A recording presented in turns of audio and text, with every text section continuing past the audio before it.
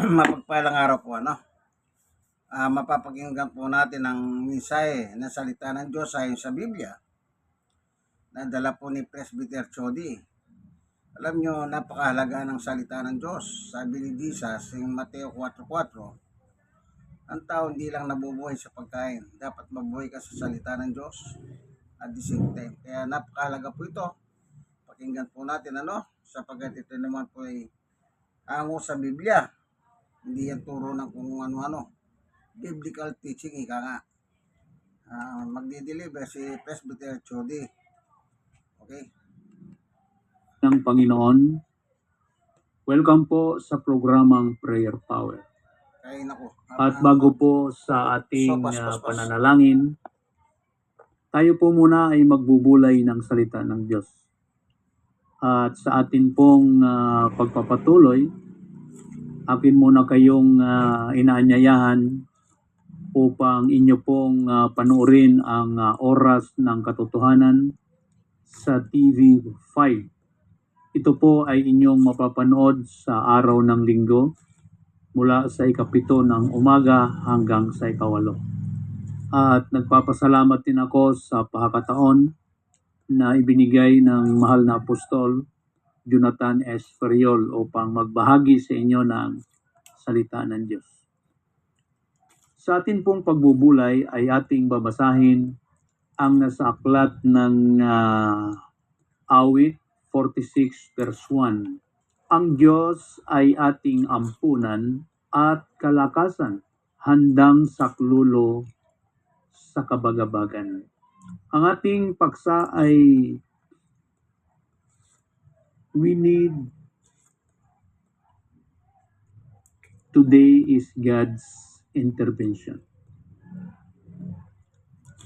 Sapagkat ang ating panahon ngayon ay mapanganib dahil sa mga nangyayari sa iba't ibang mga dako at maging sa iba't ibang bansa. Gaya ng mga natural calamity. At hindi lamang gayon na mga nangyayari na mga lindol, kundi yung mga krimen na nangyayari nang ginagamit ay ang mga minor de edad. Kamakailan lamang ay nangyari sa Leyte ang pamamaril ng mga bata at sinundan naman sa Cavite, mga bata rin ang nanaksak. At itong huli ay ang nangyari sa Apari, ng mga bata ay nahulihan ng baril sapagkat mayroon silang pinopunterya. At ano nga ba ang sinasabi ng salita ng Diyos tungkol po sa ating panahon ngayon? Ang sabi po ay mapanganib.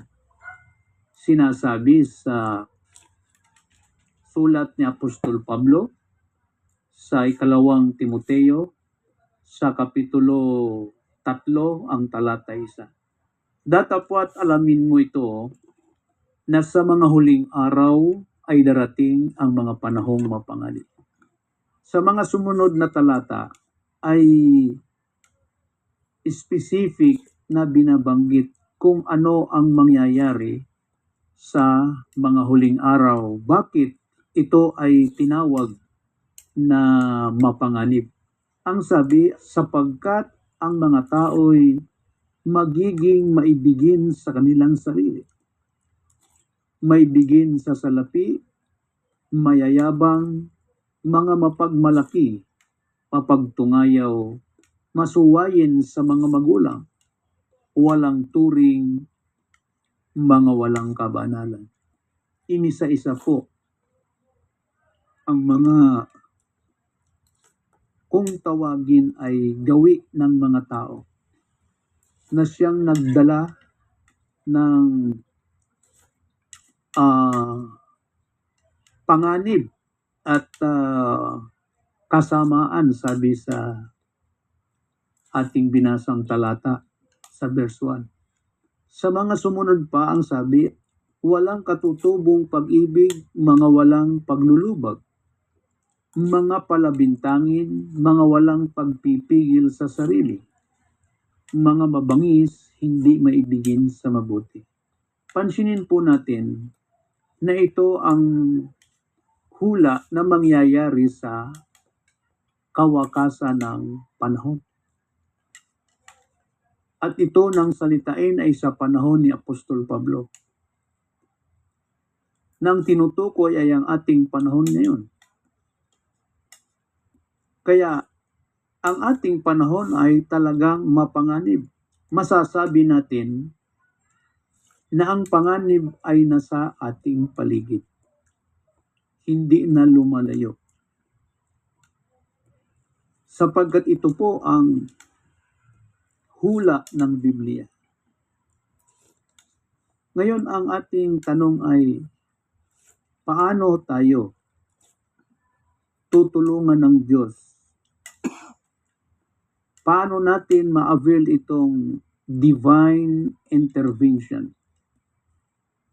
Sapagkat sa atin pong talata, kung ating balikan, ang sinasabi, ang Diyos ay ating ampunan at handang at kalakasan, handang saklolo sa kabagabagan.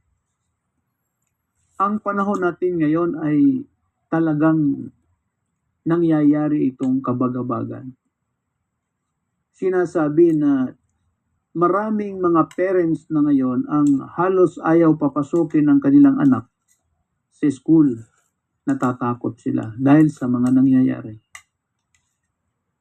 Pero kung ang atin pong aasahan ay ang ating sariling kakayanan, sinasabi rin ng Panginoong Jesucristo na kung kayo ay hiwalay sa akin ay wala kayong magagawa. Anuman ang paraan, anuman ang kapangyarihan, anuman ang posisyon ng tao para proteksyonan ang kanyang sarili, ito po ay useless lamang. Sapagkat sabi ni Jesus mismo sa 15:5, ako ang puno ng ubas, kayo ang mga sanga. Ang nananatili sa akin at ako'y sa kanya ay siyang nagbubunga ng marami. Sapagkat kung kayo'y hiwalay sa akin ay wala kayong magagawa. Kapag ang isang tao ay malayo sa Diyos, lahat ng kanyang paraan ay hindi mag-work out. Ang tanong natin ay, paano ba ang tao nahihiwalay sa Diyos? Sa mga sumusunod na talata nitong chapter 15, ay sinasabi, kung ang sinuman ay hindi manatili sa akin, ay siya'y magtatapong katulad ng sanga, at matutuyo, at mga titipunin, at mga ihahagi sa apoy, at mga susunog. Kung kayo'y magsipanatili sa akin, at ang mga salita ko'y magsipanatili sa inyo, ay hingin ninyo ang anumang inyong ibigin at gagawin sa inyo. Ang paghiwalay pala ng tao sa Diyos ay kung hindi na niya binibigyan halaga ang kanyang mga salita. Kaya ang paglilinaw ng talata, kung kayo'y magsipanatili sa akin, sabi ni Jesus, at ang mga salita ko'y magsipanatili sa inyo. Ayan, dapat pala yung salita ng Diyos ay mamalagi po sa atin. Sa ibang talata binanggit, mapalad ang tao na ang kanyang binubulay ay ang kautusan ng Panginoon. Ibig sabihin, dapat pala ang salita ng Diyos ay hindi humihiwalay sa ating isip. Hindi lang tayo dapat nakasentro sa kung ano ang ating palagi ang ginagawa. Trabaho, negosyo, pag-aaral, hindi lang dapat pala po tayo dyan nakasentro. Kailangan po ay hindi humihiwalay sa atin ang salita ng Diyos. Sa mga sumunod na talata nitong chapter 1 verses 1 to 2, ang sabi, siya ay magiging parang punong kahoy na itinanim sa siping ng mga agos ng tubig na nagbubunga sa kanyang kapanahunan. Ang kanyang dahon na may hindi malalanta at anumang kanyang gawin ay iginawa. Habang atin pong pinapahalagahan ang salita ng Diyos sa ating buhay, ay nagiging mapalad tayo, magiging maswerte tayo, na anuman ang ating gawin sa ating buhay, kasama natin ang Diyos. At yan ang sinasabi mismo ng ating Panginoong Hesukristo sa pamagitan ng bibig ni Apostol Pablo.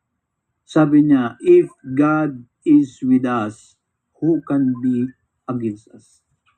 Ibig sabihin po, walang anumang kabiguan ang maaring dumating sa iyong buhay, sa ating buhay, kapag ka tayo ay sinasamahan ng Panginoon. Amen. Amen. Laging tayo ay mayroong tagumpay Amen. sapagkat ang Diyos ang ating kasama. Amen. Kaya maganda na tayo ay laging sinasamahan ng Panginoon. Binanggit din ito ni Jesus mismo bago siya umakyat sa mga langit. Ipinagbilin sa 12 apostles. Ang sabi niya, ang lahat ng aking itinuro sa inyo ay ituturo din naman ninyo sa mga tao na inyong mapapangaralan. Amen. At ako ay sa inyong palagi hanggang sa katapusan ng sanlibutan. Kaya habang ang salita ng Diyos ay atin pong iniingatan at atin pong ipinamumuhay, ang sabi ng talata, kasama natin ang Diyos. At pagkasama natin ang Diyos, magtatagumpay tayo sa lahat ng bagay. Amen. Mayroong mga sa simula ay matagumpay, pero sa kalagitnaan o sa huli ay hindi na. Bakit? Maging sa mga kasaysayan sa Biblia, gaya ni Haring Asa, sa unang taon ng kanyang paghahari, ay naging matagumpay siya sapagkat siya ay laging sumasangguni sa Diyos. Amen. Pero nung huli, ay hindi na siya sumasangguni sa Diyos. At nagkaroon siya ng maling mga desisyon sa pagkaakala niya na ang kanyang desisyon ay maigi para sa kanya. Pero nagkamali siya. Dahil siya ay nakipag-alyado, no, kay Bin-Adad na hari na hindi makadiyos. Kaya ang ginawa ng Panginoon, mababasa natin yan sa 2 Chronicles chapter 16 verse 9. Kaya sinugo ng Diyos ang propetang si Hanani para kausapin itong si Haring Asa, sapagkat siya ay nagdesisyon ng mali. At ang sabi ng Panginoon sa kanya, kung ating babasahin ang talata, sapagkat ang mga mata ng Panginoon ay nagsisiyasat sa palibot ng buong lupa upang pakilala na matibay sa ikagagaling na mga yaon, na ang puso ay sakdal sa kanya. Ikaw ay gumawang may kamangmangan, sapagkat mula ngayon ay magkakaroon ka ng mga pakikipagdigma. Ina yung ginamit na salita, magkakaroon ka ng mga pakikipagdigma. Ibig sabihin, sapagkat sinuway niya ang kalooban ng Diyos, hindi matatapos ang kanyang pakikipaglaban. Dahil ang Diyos pala ay sumisiyasat. Kung sino ang sakdal ang puso, iyon ang kanyang sinasamahan. Purihin ang ating Panginoon. So ang ating kailangan ngayon, mga giliw na taga-subaybay, ay ang divine intervention or God's intervention. Paano ang ating gagawin? Ang sabi sa mga talata na mababanggit natin dito sa 2 Chronicles ay binabanggit sa chapter 7 verse 14, kung ang aking bayan na tinatawag sa aking pangalan ay magpakumbaba at dumalangin, hanapin ang aking mukha at tatalikuran ng kanilang masamang mga lakad, aking ngang didinggin sa langit at ipapatawad ko ang kanilang kasalanan at pagagalingin ko ang kanilang lupay. Amen. Unang gagawin pala natin ay magpakumbaba. After ng ating pagpapakumbaba, tayo ay manalangin. Yan. Sapagkat ang panalangin ang nagko-connect sa atin sa Diyos. Kaya may mga talatang sinasabi na tumawag ka sa akin at ako'y sasagot. In the book of Jeremiah chapter 33 verse 3, tumawag ka sa akin at ako'y sasagot sa iyo, at ako'y magpapakita sa iyo ng mga dakilang bagay na mahihirap na hindi mo nangalalaman. Kaya pag tayo ay nananalangin, na i-connect natin ang ating sarili sa Diyos. At pag tayo ay mayroong connection sa Diyos anytime na tayo humingi sa Kanya ng tulong, ay ibibigay niya sa atin. Amen. Amen. In the book of Matthew chapter 7 verse 7, magsihingi kayo at kayo'y bibigyan. Magsihanap kayo at kayo'y makasumpong. Magsitukto kayo at kayo'y bubuksan. Pag Amen. tayo ay humingi sa Diyos, bibigyan tayo. Amen.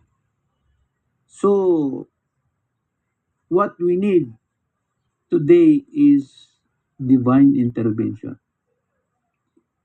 Paano yun? Mananalangin tayo. Sapagkat sa panalangin, tayo ay pinapakinggan ng Panginoon. Mahigit. Kaya numang mga kasamaan ang nagbabanta, hindi po tayo mabibiktima. Bakit? Sapagkat ang sabi sa book of Psalms chapter 91 verse 7, ang sabi, 1,000 ay mabubuwal sa iyong siping at 10,000 sa iyong kanan, ngunit hindi lalapit sa iyo. Amen. Why? Because God is your protection. God is our protection. Maganda po ang talatang ito. Panghawakan po natin ito. Sapagkat tiyak na may mangyayari talagang kasamaan, pero hindi siya lalapit sa iyo. Nawa ang mga salita ng Diyos nating napakinggan ay nagbigay po sa atin ito ng liwanag upang lalo tayong magtiwala sa Panginoon. Tayo manalangin. Ama naming Diyos, maraming salamat. Pagpalain mo ngayon ang iyong mga salita at mag-akay sa amin ito, sa aming mga kababayan upang magtiwala sa iyo. Amen. Salamat sa iyo, Ama. Ito ang aming dalangin sa pangalan ng aming Panginoong Hesus. Amen. Amen. Amen. God bless you all. Maliwanag po. Biblia 4 punto sa Biblia. Alam niyo po, magtiwala lang kayo sa Diyos. Oo, maraming pagsubok. Lalo na nasa kawakasan na tayo ng huling araw. Binasa niya po yung binanggit sa ula ng mga tao. Mas maibigay sa sarili kaysa maibigay sa Diyos. Ganyan na po ngayon ang ating panahon. Kasi itong panahon na po na ito, baka hindi nyo alam, nasa huling araw na po tayo. Yung mga nangyayari ngayon, yan ay nakasulat na sa Biblia. Huwag na kayong magtaka ako pag kami nababalitaan akong ganito, ganyan. Hindi ako nagano dyan kasi nakalagay sa Biblia yan eh. So ano lang dapat natin gawin? Magtiwala sa Diyos. Ipagkatiwala ang buhay natin hanggang tayo may lakas. Ganun lang kasimple po yun. Yan ang sinasabi sa Ecclesiastes 12:1. Hanggat meron pa po tayong lakas na kagaya ng bata, kahit matanda na tayo, alalahanin natin ang Diyos na may likha sa atin. Alalahanin natin yung kanyang mga turo't aral. Hindi yung puro kayo ay ganito, ganyan. Allah, lahat na nangyayari sa ating panahon ngayon, hindi lang sa Pilipinas, maging sa abroad man, lahat yan ay nakatala na sa Biblia. Talagang nakatala na yan. Kaya dapat lang gawin, pagkatiwala na natin ang buhay natin sa Panginoon Diyos. Isuko nyo po. Kung hindi nyo pa sinusuko, isuko nyo.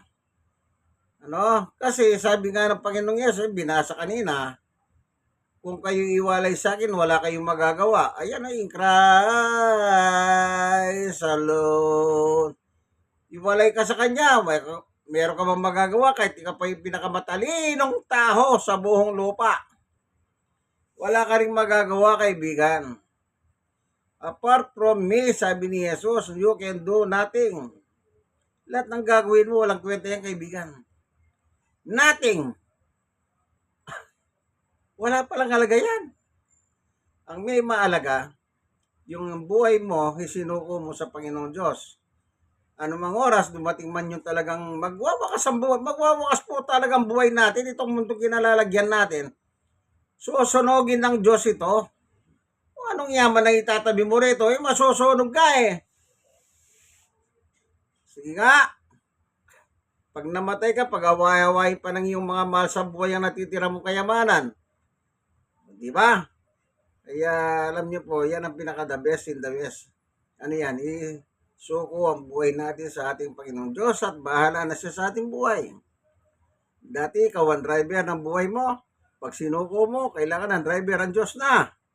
Yung ibig sabihin, sabi niya nga, Ecclesiastes 12:1 siya na dapat masunod.